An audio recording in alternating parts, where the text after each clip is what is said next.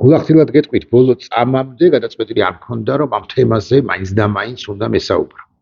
არ მქონდა გადაწყვეტილი. მაგრამ აი სკროლავ და ყოველი უხეშად 10 საჯარო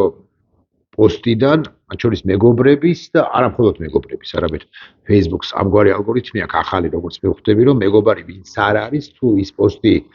თუ ის სტატუსი რაღაც ისეთი პოპულარულია, თუ ტირაჟირებულია, თუ ბევრი გამოხმაურება აქვს რომელიმე სტატუსს, შენი არამეგობრების სტატუსებსაც გაჩვენებს, სტატუსებს, პოსტებს. აგრეთვე იმ მედია საშუალებებისა, რომლებიც გამოწერილი აქვს. აი პირველი შემოხვდა TV პირველი, გულახდილად გეტყვით.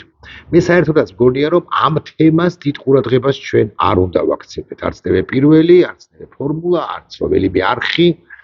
არ არის ეს საყოველთაო ან ძალიან მნიშვნელოვანი, აი ქვეყნისთვის მეტისმეტად საჭირბოროტო საკითხი.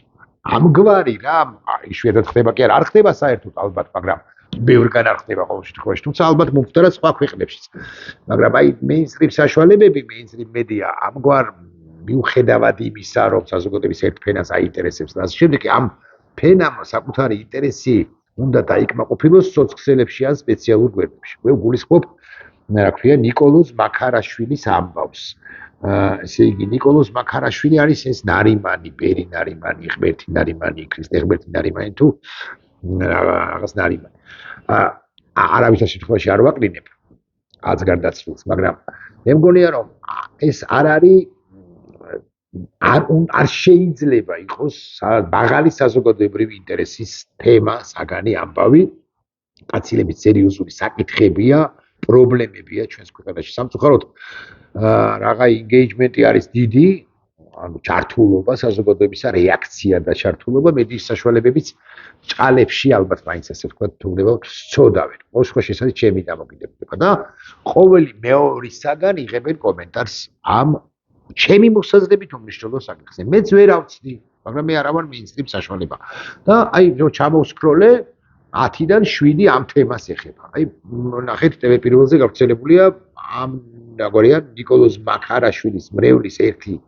წარმომადგენლის კომენტარი, რომელიც ამგვარია.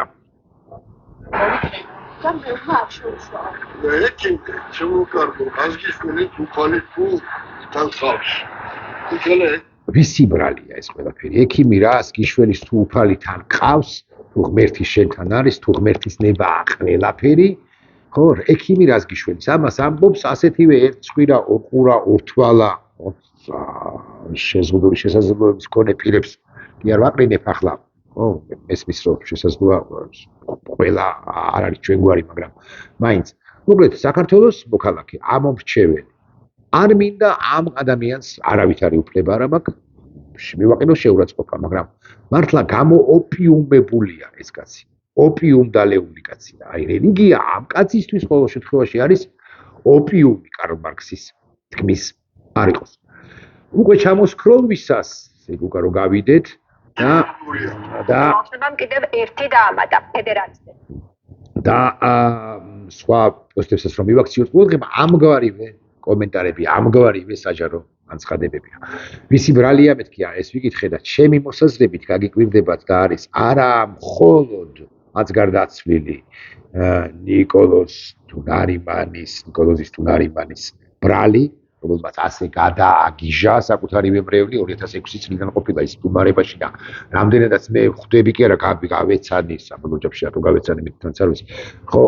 2006 წლიდან ხმა არა მოუღია ის ჩვენი ცხოვრებაში მსახურობდა ერთი ხანობა ასმიაჩ ამბიციური კაცი, ამბიციური კი არა, გადაფსიხებული კაცი, პირდაპირ ვილაპარაკოთ, თლად დალაგებული კაცი არ იყო. თუ გულახდილები ვიქნებით და ეს ყველაფერი არა მხოლოდ მისი ბრალია, არამედ არის საქართველოს მართლმადიდებელი ეკლესიის ბრალი. საქართველოს მართლმადიდებელი ეკლესიის ბრალი, რომელმაც აი ესე უცოდინარი წმენა, ცოდნაზე დაფუძნებული რომ არ არის ის წმენა, შთაუნერგა ასე ვიტყვი, გაუზიარა მარტო წმენა, რომელიც ცოდნისაგან დაცლილია, მათ შორის რელიგიური ტექსტების ცოდნისაგან დაცლილია, იმგვარი წმენით გამოაბრუა საზოგადოება. ამ შემთხვევაში ნარიმანი გახდა არც თუ ბევრი, მაგრამ რამდენიც არიან იმ ადამიანთა თმის ცოცხალი ღმერთი სხვა შემთხვევაში სხვა გახდა და ასე შემდეგ ეკლესია მონასტრებში, ტაძრებში არიან მღვდელმსახურები, ნარიმანს არ გულისხმობ ამ შემთხვევაში აზგარდაცვლილს, რომლებიც მრევლს უცოდველები და უცოდველები მიაჩნიათ, უცოდველებად მიაჩნიათ და გონიათ რომ ყველაფრის მცოდნეები არიან და აი ესე ემონებიან ესმის რომ ისინი არ გაგიჟებულან როგორც აზგარდაცვლილი, მაგრამ აი როდის ვიხდი რომ ასე ვლაპარაკობ, მაგრამ ეს ფაქტია, შეიძლება დამკორდოს ახლა ნარიმანის მრევლმა, მაგრამ ეგეც არ არის საბოლოო ჯამში პრობლემა. ჩამოვს სკროლე და მეორე კაცის ჯერად ფორმულაზე შეხვდა. ვიცი, როცა ეს გამოვიდა მამა ნიკოლოზი დაუწევდა. და ეს მამა ნიკოლოზი ყოფილა, ხო, ნარიმანი ნიკოლოზი. ხო, ამიხსენით თუ შიმშილობდა ეს კაცი, თუ სკამზე ეძინა, თუ ამ მდგომარეობაში იყო, რატო არ შეუშვეს? იმიტომ არ შეუშვეს, რომ გამოოპიუმებულები არიან ეს ადამიანები. ხდება ქუჩაში და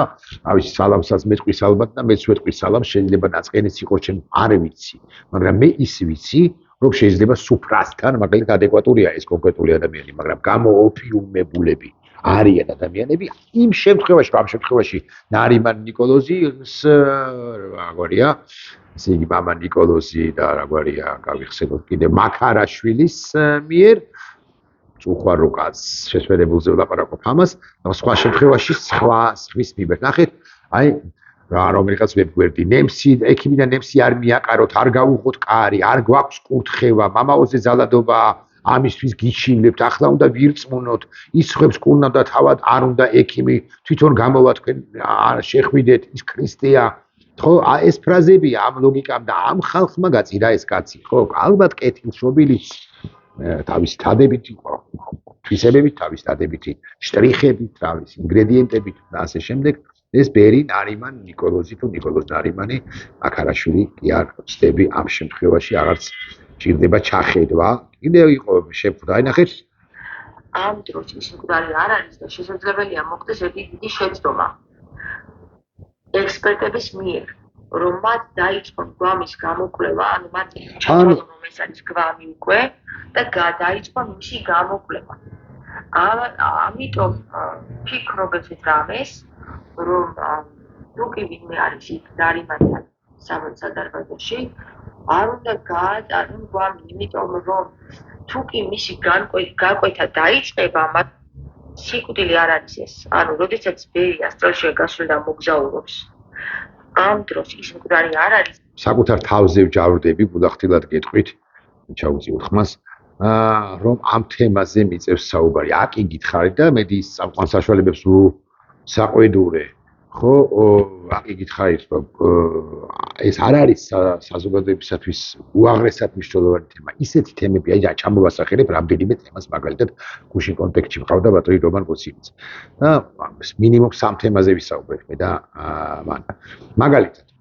აქ არის თავისუფალი ეკონომიკური ზონები თავისუფალ ეკონომიკურ ზონებში გამოიმუშავებს ბიზნეს ივანიშვილი და მისი კლანი კრიპტოვალუტას კრიპტოყაჩაღები არის არც ერთ თეთრ ლამის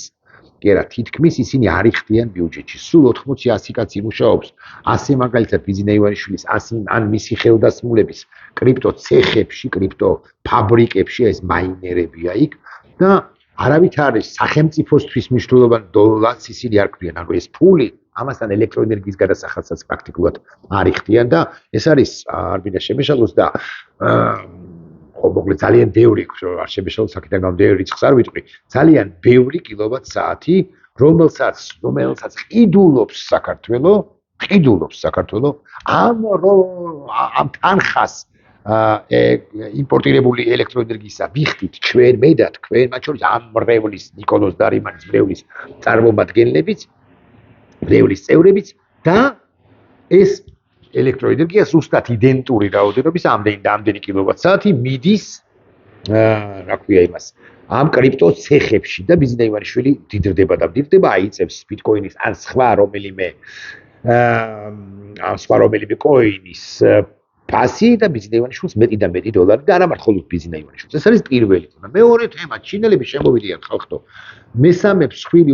ბანკი იქნება ჩვენ სინამდვილეში, ანუ TBS-ის და საქართველოს ან პრობლემად პირიქით თქვათ, საქართველოს ბანკისა და TBS-ის. შემდეგ Liberty ბანკი ისედაც არის, მაგრამ ახლა კიდევ უფრო გამსხვილდება, იმიტომ რომ ბაზის ბანკი და Liberty ბანკი შეერთდნენ. 1,700,000 ამორჩეველი, 1,700,000 პირის პირადი მონაცემები მიაქვს ჩინეთს და ჩინეთს უწერია სახელმწიფო დოქტრინებში, რომ ძალიან მნიშვნელოვანია მისთვის სხვა ქვეყნებში პირადი მონაცემები, სხვა ადამიანების, იმ ქვეყნების მოქალაქეებისა, რომ აკონტროლოს და ეს ჰიბრიდული ომისთვის და შეიძლება დასჭირდეს, ეგრა მაგის პასუხია ჰიბრიდული შეტევებისთვის და მონაცემთა ბაზაა, სხვა თუ არაფერი, მონაცემთა ბაზას ვინც აკონტროლებს, ის აკონტროლებს ქვეყანასო, ასეც არის თქმული. ეს არის ორი უმნიშვნელოვანი თემა. მესამე უმნიშვნელოვანი თემა, რომ ხო წაიღეს თმინი ამ საქართველოს დე-ფაქტო ხელისუფლების წარმომადგენლებმა, რომ $6,600 მილიარდი ინვესტიციას განახორციელებს რაღაც არაბული კომპანია Eagle Hills-ი ვერ ანხორციელებს ამ ინვესტიციას ყოველ შემთხვევაში თბილისში, ყოველ შემთხვევაში უჭირს აქვე ვიტყვი. მეოთხე თემა ეს ძალიან მნიშვნელოვანი თემაა და ამას უნდა ეთმობოდეს ყურადღება საერთოდ ოპოზიციას არაფერი ხმა არ მოუღია რამდენიც ვიცი ამ ნარიმანზე შეიძლება ხა ერთი ორი კომენტარი თუ სტატუსი ამას არ მივიჩნევ რაღაც ხმის ამოღებად, მაგრამ საზოგადოებაც უნდა ისწავლოს ძირითადი თემებისაგან და 25 ხარისხოვანი თემების გამიჯნა და ყვითელი კი არის engagement-ი აქ გითხარით დიდი კი აქვს ამ თემას, მაგრამ არ უნდა მიაქციოს ყურადღება და დარჩეს ამ მრევლის მიკრო თემად ეს თემა გადაუვლით ვიტყვი. ასე მეოთხე თემა, მაგალითად ტრამპ ტაუერი, რაზეც ვილაპარაკეთ გუშინ, ჩვენ გქონდა არც თუ სრულყოფილი გულახდილად ვიტყვით ვიდეო ბლოგი, აქვე გეტყვით რომ ესე იგი, ბოდის ვიხდი,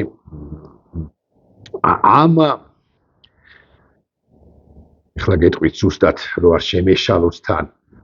ხო, ესე იგი, ამ ტრამპ ტაუერის აშენებაში დეველოპერი ალექს საპირი მიიღებს მონაწილეობას უკვე შემდგომ ჩემმა მეგობარმა და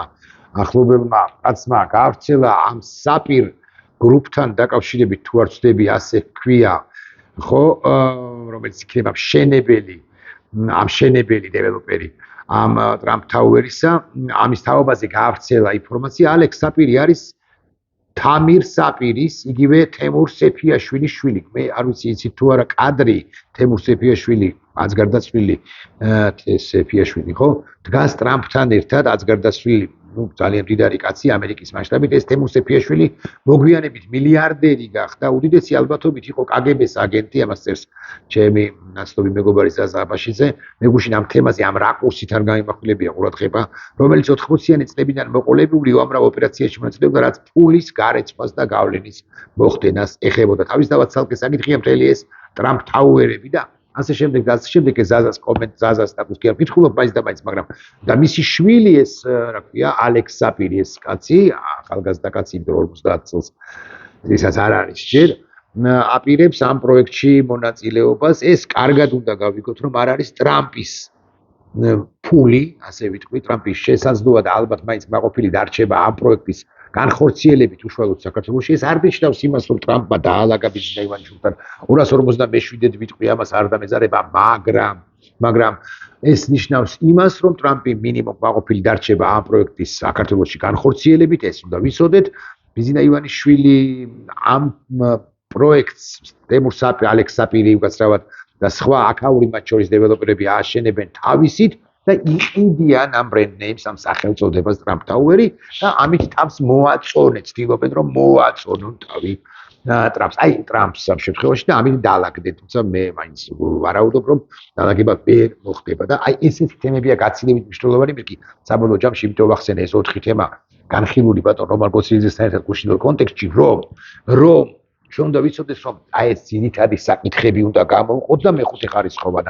საზოგადოებისათვის ნაკლებად საინტერესო საზოგადოების განვითარება ქვეყნის განვითარებისთვის ნაკლებად საინტერესო თემებს ყურადღება არ ან იშვიათად უნდა მივაქციოთ აქ კი რას ხედავთ რომ ყოველი 10 ნიუსიდან სოციალურ ქსელში და არა მხოლოდ 6 თუ 7 არის სწორედაც რომ ამ მე რა ქვია ბერი ნიკოლოზის თუ ბერი ნარიმანის თუ ორივეს ერთად თუ თითოეულის ცალ-ცალკე ამ ისი გარდაცვალება მესმის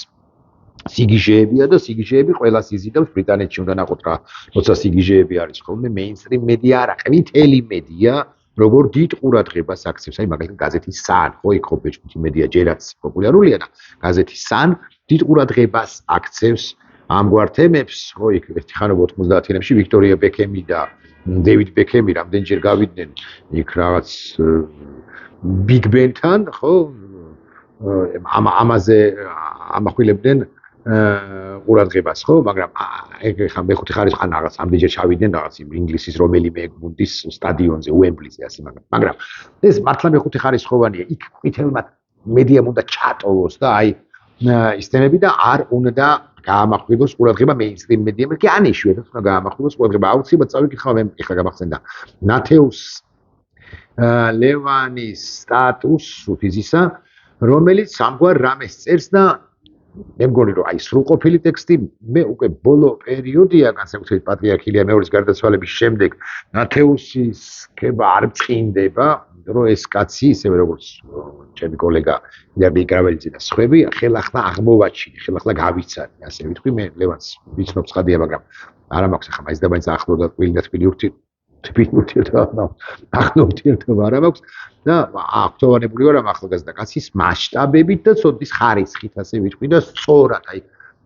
ამ მნიშვნელობით ბევრი წერს კარგად მაგრამ ძალიან მნიშვნელოვანია რომ აი ეს კრიტიკულობა თვითირონიაც კრიტიკულობაც რაღაცა ხო აი რთული თანწყობილი წინააღმდეგობის დაწერა კიდევ უფრო რთულია შემოსაზრებით ვიდრე მარტივი წინააღმდეგობის არ რთული თანწყობილი წინააღმდეგობის დაწერა ისე უნდა შეგეძლოს ასე შეუძლია ვასილ მაღლაფერიძეს ასე მაგალითად რომ შენ არ სიქაჯეში არ ჩაგეთვა აი ლევანს ეს ახასიათებს ისე როგორც ბევრს ჩემი აზრით ბევრი ნიკოლოზის ამბიდან კიდევ ერთი რამ ირკვევა წერს ლევან ნათეუს სუთიძე როგორც ჩანს პატივცემული სუსი არ ზედამხედველობდა სუსზე გავაკეთებ კიდევ ერთ ვიდეობლოგს ახლა ცოტა ხანში არ ზედამხედველობდა ქვეყნის ისტორიაში ალბათ ერთ-ერთ ყველაზე მოდი ასე ვთქვათ დელიკატურ რელიგიურ ჯგუფს ჩვენ დელიკატური რელიგიური ჯგუფები მართლაც გვახსოვს ნათეუსმა ბევრად მეტი იცის ჩემზე მაგრამ აი მაგალითად გვახსოვს გლდანის რა ერქვა იმ კაცს აი მეხსიერება როგორ ყალატობს ხო ის გლდანში რო ქონდა რაღაცა და განდგომილი რო იყო და მე რაღაც მიიღოველებს რო დაძდებდა არ მახსოვს გავახსენეთ რა კომენტარებში ხო კიდე სხვების იყვნენ აი ძმები აროშვილების მაგალითად ჯგუფი იყო ერთი ხანობა ანდრია ბოროდასი და აროშვილების ანდრია ბოროდა კი ბოსტონში წავიდა მაგრამ აროშვილები დაარჩნენ და აგრძელებდნენ ახლა სად არიან არ ვიცი სიმართლე მათ შორის ბახტრიონზე იყალთოს გორაზე ჰქონდათ სახლში რაღაც ტაძარი ეკლესია ტაძარი მოწყობილი და ესეთი უცნაური ჯგუფები იყო ჩვენ სინამდვილეში ეს ალბათ ყველაზე უცნაური ან დელიკატური რელიგიური ჯგუფია სწორს ამბობს ლევანი ანუ ძალიან რთული გამოწვევების საზოგადოება იქ რას აკეთებს რა კურთხეებს იღებს და ასრულებს საერთოდ არავინ არაფერი იცის სახელმწიფოდან ხო მამუკამდინარანზე დაძდებს მომიტინგეებს და აი იქ რა ხდება მათ შორის სახელმწიფოსთვის საშიში შესაძლოდო ხას უსვამ ხო არავინ არ პიროვნებისთვის საშიში ნამდვილად და ამის მადასტურებელია ის რაც ბოლო დღეა ვადებ თვალყოს 10 დღის განმავლობაში სანამ ისევ ნარიმანის და მოფხიზდებულმა მრევლმა არ შეყარა ქვეყანა 9 აპრილიდან არ გამოჩენილა და გვიშველეთო სახელმწიფო არაფერი იცოდა და რომ გაიგო 5 დღის შემდეგ აღმოაჩინა ცხედარი ანუ წვრილმანები კი არა ცოცხალია თუ მკვდარი ის არ იცოდა სახელმწიფო ის არ იცოდნენ 10 დღის ანძილზე 10 დღის განმავლობა 10 დღე გასაგებია რომ ძალიან რთულია რესურსის გადანაწილება როცა გასარკვევი გვაქვს ვისთან ღალატობს ეპისკოპოსის საყვარელს